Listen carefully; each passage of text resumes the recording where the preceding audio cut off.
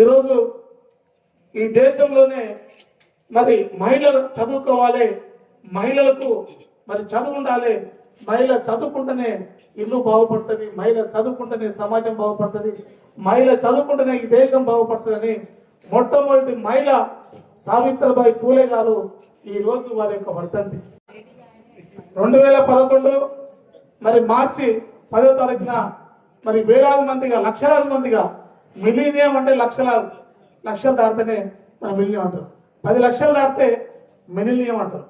10 లక్షల మందికి పైగా ఆ రోజు తెలంగాణ రాష్ట్రం కావాలని అందరం కూడా ఏకదాటిగా కులాలకు మతాలకు అతీతంగా మనం అందరం కూడా మరి ఈ దినమున మరి 15 సంవత్సరాల కిందట ఇదే మన ట్యాంక్ బోర్డు మీద మరి ఎన్నో మరి లాఠీలకు తూటాలకు అడ్డుపడి కూడా ఈరోజు మనకు స్వాతంత్రం తెలంగాణ రాష్ట్రం తెచ్చుకున్నాం. అలాంటి స్ఫూర్తి ఇచ్చిన రోజు ఈరోజు కాబట్టి ఈరోజు మరి ఒక ప్రత్యేకత ఉంది. ఒకటి సావిత్రిబాయి పూలే గారు వీర మరణం చెందడం, మనం కూడా తెలంగాణ కోసం వీరోచిత పోరాటం చేసినాం కాబట్టి ఈ 2 అంశాలు. 3వ అంశం మరి ప్రతి సంవత్సరం 10వ తారీఖున చేసుకుందామని మరి మహిళా దినోత్సవం చేసుకున్నటువంటి ఓ సందర్భం. అట్లా మరి మెయిన్గా ఒక 137 సంవత్సరాల కిందట అమెరికా మహానగరంలో ఒక మహానుభావురాలు, యాక్చువల్గా ఇది అంతర్జాతీయ మహిళా దినోత్సవం కాదు, అంతర్జాతీయ శ్రామిక మహిళా దినోత్సవం. ఏం సినిమా? అంతర్జాతీయ శ్రామిక మహిళా దినోత్సవం. సఫలు కూడా శ్రామిక మహిళ అంటే నిరంతరం కష్టపడే మహిళ.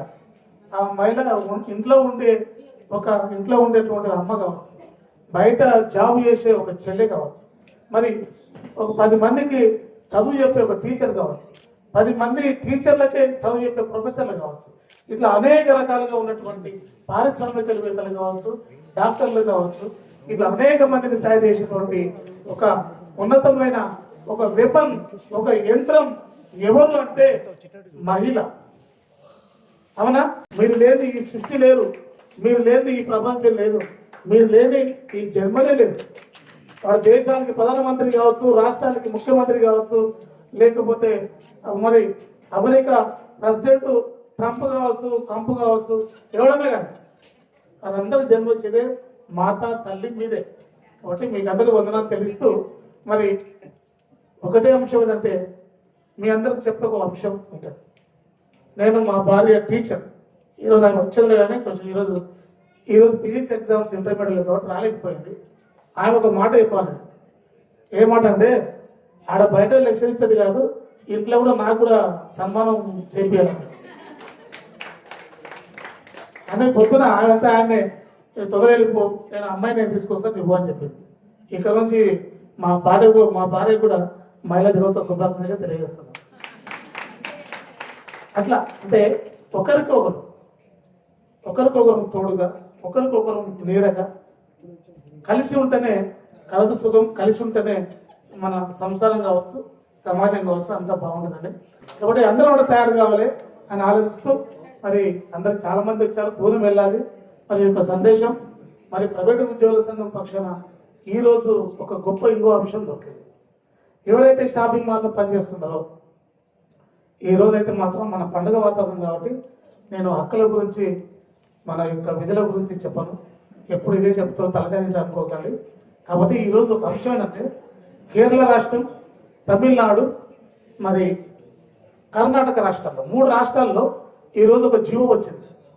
ఆ జీవో ఏంటంటే ఎవరైతే షాపింగ్ మాల్లో నిలబడి పనిచేస్తారో మహిళలు, వారు ఎంతసేపు నిలబడితే అంత ఓటీ జీతం ఇవ్వాలని అక్కడ ప్రభుత్వాలు ఇక్కడ రాజముందు తెచ్చారు. కూర్చుని జాబ్ చేసే తత్వం కాదు కాబట్టి వాళ్ళు 8 అవర్స్ 10 అవర్స్ నిలబడి ఉంటే మహిళలకు ఓటీ ఇవ్వాలని చెప్పారు. అక్కడ ప్రభుత్వం రాజముద్ర వేసినాయి. దాన్ని కూడా మనం మన ప్రైవేట్ ఉద్యోగ సంఘం మహిళా విభాగం పక్షాన వారికి ధన్యవాదాలు తెలియజేస్తున్నాం. ఆ స్ఫూర్తితో నాకు ఖచ్చితంగా మనం కూడా మన ప్రభుత్వానికి మొదటి లెటర్గా పెడుతున్నాం. మొదలనే మన కార్మిక శాఖ మంత్రి గారు వచ్చారు, 5 తారీఖున డైరీ ఆవిష్కరణ వచ్చారు.